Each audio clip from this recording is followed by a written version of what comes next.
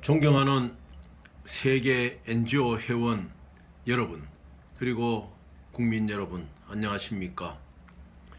이제 2021년도도 두 달밖에 남지 않은 11월 1일, 바야흐로 대한민국의 상처는 울긋불긋 각종 단풍으로 물들어가고 있는 계절입니다. 뭔가 이 한 해는 속 시원하게 국내적으로 국외적으로 좀 마무리되고 우리 국민들에게, 세계 백성들에게 좀 더 활기찬 날을 기약할 수 있는 시간의 두 달이 되기를 간절한 마음으로 오늘 인사에 대하고자 합니다. 특히 국내 사정으로는 대통령 선거를 앞두고 여야 간의 치열한 득표 경쟁으로 인하여 여러 가지 가십이나 여러 가지 소문들이 무성한 이 시점입니다. 성남 대장동 사건 문제는 아직까지도 국민들의 의혹을 풀지 못한 채 많은 국민들이 이 의혹에 대하여 관심을 가지고 다음에 대통령 선거에 참 중요한 영향을 미친다고 생각할 때에 오랫동안 민주화운동을 하여왔던 필자로서는 참으로 답답한 마음을 금할 수가 없습니다. 차라리 여권 민주당이 결단을 내려서 국민적인 의혹이 증폭한 이때에 특검도 안 된다, 특임 검사도 안 된다, 이러한 경우라면 차라리 민주당 내부에서 이재명 후보에 대한 신임 투표를 실시하여 다시금 신임을 받는 것이 그들이 원하는, 또 국민들이 원하는, 또 우리 민주당이 원하는, 또 여야 간에도 적절한 어떤 명분을 찾는 길이 아닐까 생각하여 한번 말씀을 드려보는 바인 것입니다. 지난 10월 29일 문재인 대통령은 로마 교황청을 방문하여 교황에게 이 한반도의 통일 문제를 위하여 북한을 방문하여 줄 것을 요청한 기사를 우리는 볼 수가 있습니다. 저는 그 기사를 보면서 지난날 우리들이 각고를 기울여왔던 통일운동이라든지 민주화운동의 과정에 있었던 몇 가지 점들을 또 뒤돌아 보았습니다. 1987년 전두환 군사 독재 정권에 항거하여 직선제 민주헌법 쟁취운동의 열기가 가득하고 그날 60항쟁의 첫날 부산인 경우에는 부산 보수동에 있는 부산 중부교회로 그날 6월 10일에 집회가 끝나고 주요한 인사들이 그 교회 안으로 모였습니다. 6월 10일 날 중부교회 안에 많은 민주 인사들이 모였고 거기에서 며칠간 공수부대와 또 경찰의 경비병력에 둘러싸인 채 감금과 같은 생활을 하다가 풀려난 적이 있습니다. 그 이후 가톨릭 그 가까이 100m 근방에 있는 가톨릭 회관에서 또다시 모여 가톨릭 회관 투쟁을 전개하면서 6.29 선언까지, 항복 선언까지 받아내는 시간을 이끌었던 기억을 저는 하고 있습니다. 오늘날까지 가톨릭과 기독교는 이 나라의 중요한 정치적인 사안 때마다 양대 기둥을 진택하며 이 나라를 잘 바쳐왔습니다. 앞으로의 통일운동도 그럴 것입니다. 물론 우리 대통령이 가톨릭 신자라는 의미가 있어서 교황을 찾아가고 또 재차 또 북한의 방문을 요청한다고 하지만 지금은 새로운 대통령 선거를 앞두니 엄중한 시기에 우리 대통령이 그러한 교황청의 요청에 대하여 종교계나 또한 일반 국민이나 정치관이나 상당히 우려한 바도 많은 것은 사실입니다. 또다시 이것이 정치적으로 이용되느냐, 또 이러한 것도 상당히 우려를 하는 것이죠. 이제는 우리가 이러한 상황에서는 벗어나야 되겠다. 어떤 종교 문제라든지 또 역사적인 중요한 이슈들이 정치적인 여야 간의 유불리를 따지는 데 이용되어서는 안 된다. 우리는 이 사안도 지난날 또 통일운동에 주력하셨고 민주화운동에도 주력하셨고 진실로 민주화운동에 주력했던 대통령으로서의 마지막 대통령이 아니지 않겠느냐. 지금 여야간의 후보를 보더라도 60대를 넘는 사람들, 60대 중반을 넘는 사람들 보더라도 과거에 민주화운동에 투신했던 후보는 없습니다. 그러므로 우리 문재인 대통령이 이제 마지막 민주화운동에 투신했던 대통령으로서 이 역사의 장르를 한 장 넘기는데 되도록이면은 여야 간의 오해를 받는 또 정치권의 어떠한 정치적 이슈로서 오해를 받는 이러한 점은 일어나지 않아야 되겠다 하는 것을 말씀드리면서 또한 한 가지 말씀드리는 것은 이 가톨릭의 로마 교황청이 2차 세계대전의 역사를 보십시오. 수백만의 사람들이 죽어가고 신음하고 고통받을 때 로마 교황청은 나치 제국으로부터도 독일 제국으로 보호를 받았던 교황청입니다. 그 교황청의 우유부단한 참으로 인류의 문제를 걸고 책임 있는 발언을 하지 못한 로마 교황청은 2차 세계대전에 큰 피해를 낳는 한 부분이 되었던 것도 역사적으로 간과할 수 없습니다. 많은 유태인들이 나치 수용소의 그 악랄한 고문 현장에서 악랄한 참으로 실험 대상자로서 죽어갈 때에 로마 교황청은 한마디 제대로 된 성명서를 발표하지 않았던 것을 우리는 또 잘 알고 있습니다. 그때 로마 교황청이 용기를 내어서 그 유태인의 많은 학살에 대하여 용기 있는 발언을 하였더라면은 그렇게 많은 유태인들이 죽었겠습니까? 그러나 그러한 지난날의 어떠한 문제를 따지기에 앞서서 우리의 통일 문제만큼은 민족 자주 통일을 하였던 본인의 입장에서는 우리 내부 문제로서 우리 대통령이나 우리 모든 일반자들이나 우리 모든 국민들이 힘을 합쳐서 우리 내부에서 민족적 자주 문제로서 해결하는 것만이 이 통일 문제를 평화적으로 가져올 수 있고 참으로 빨리 당길 수 있다는 것을 명심하고 우리가 외곽으로 지원을 요청하고 이런 건 좋습니다만은 이러한 미묘한 시기에 우리가 이러한 것들이 정치적인 문제 이슈가 되고 여야 간의 유분리의 문제가 되어서는 안 된다는 것을 간곡히 이 칼럼을 통하여 말씀드리고자 하는 것입니다. 실로 지금은 상당히 우리가 어려운 시기에 있습니다. 여야 간에 있어서 국민들의 마음에 쏙 드는 후보를 만나지 못하고 있다는 생각을 저는 하고 있습니다. 특별히 여권의 이재명 후보는 기회가 있을 때마다 재난지원금 문제를 들고 나오고 며칠 전에는 또 1인당 100만 원의 재난지원금을 주물해 내가지고 국민들의 어떤 삶의 문제에 보탬이 된다 이런 말을 하였습니다.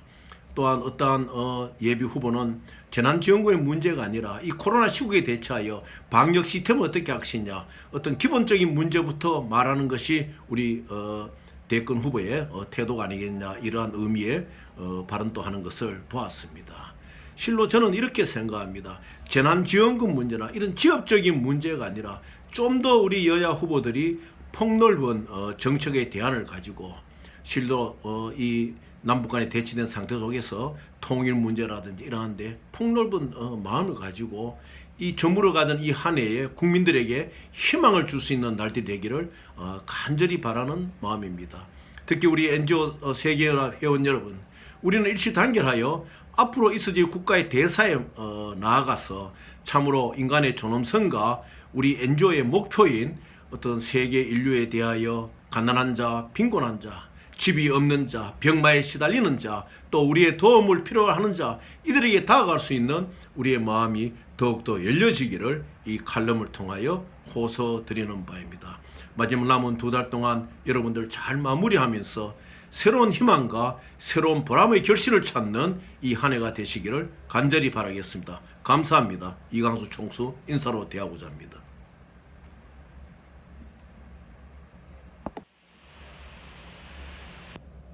존경하는 세계 NGO 회원 여러분 그리고 국민 여러분 안녕하십니까?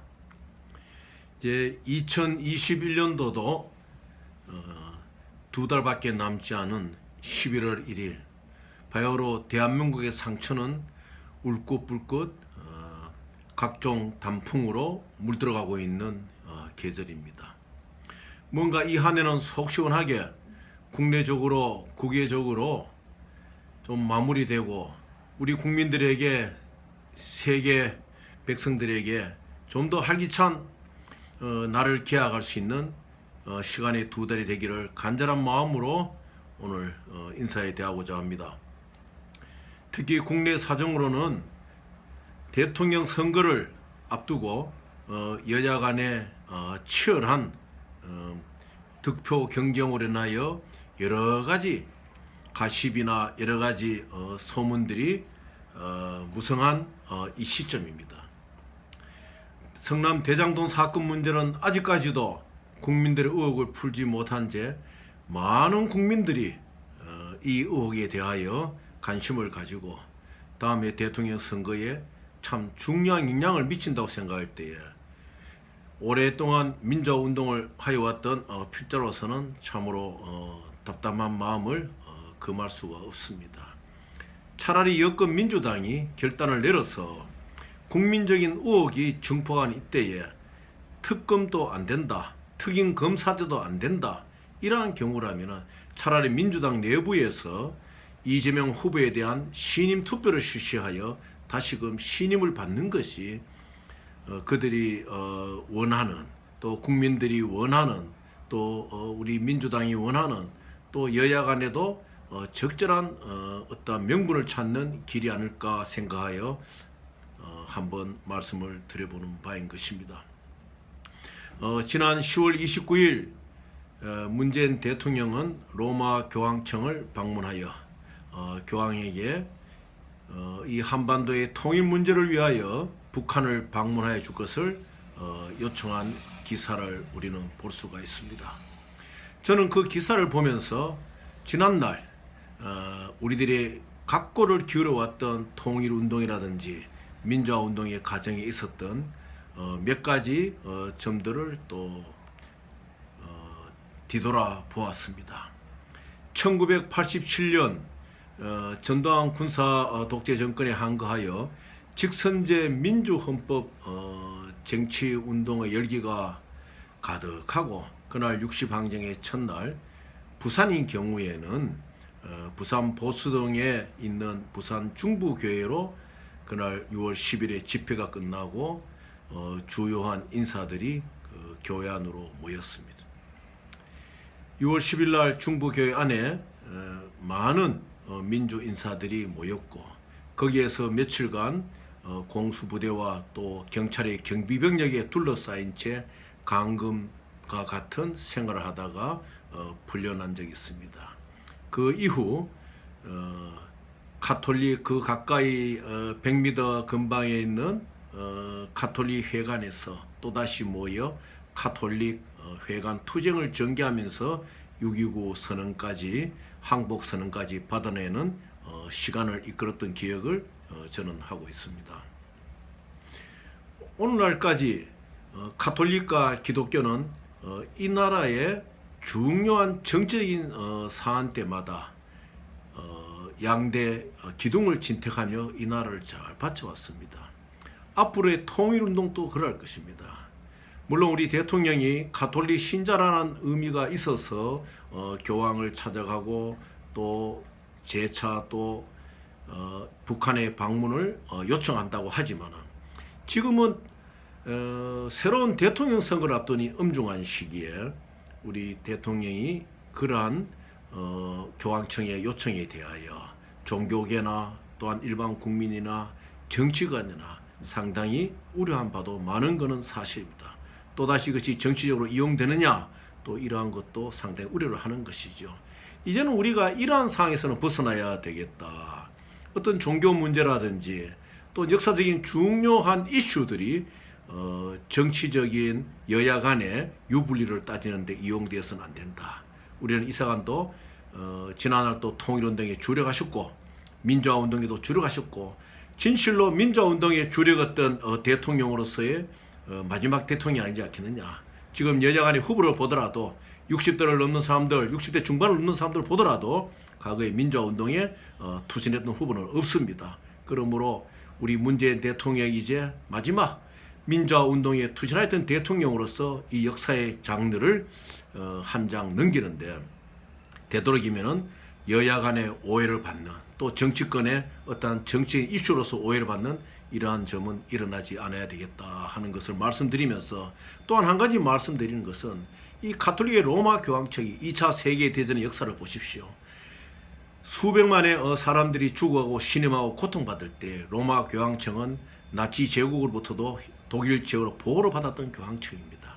그 교황청의 우유부단한, 참으로 인류의 문제를 걸고 책임 있는 발언을 하지 못한 로마 교황청은 2차 세계대전에 큰 피해를 낳는 한 부분이 되었던 것도 역사적으로 관건을 썼습니다.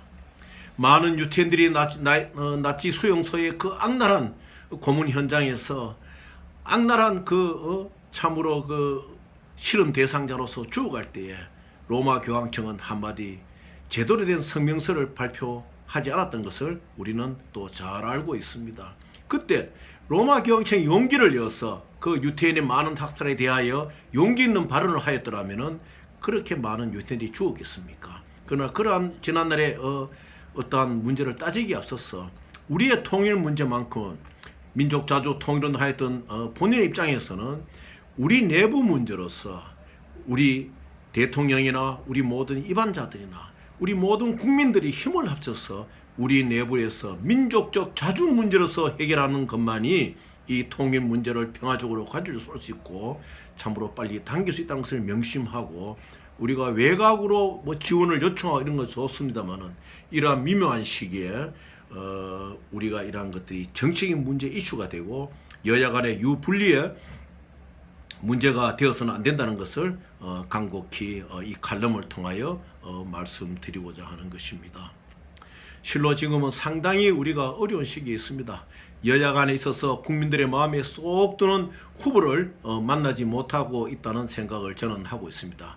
특별히 여권의 이재명 후보는 기회가 있을 때마다 재난지원금 문제를 들고 나오고, 며칠 전에는 또 1인당 100만 원의 재난지원금을 주물해 내가지고 국민들의 어떤 삶의 문제에 보탬이 된다 이런 말을 하였습니다.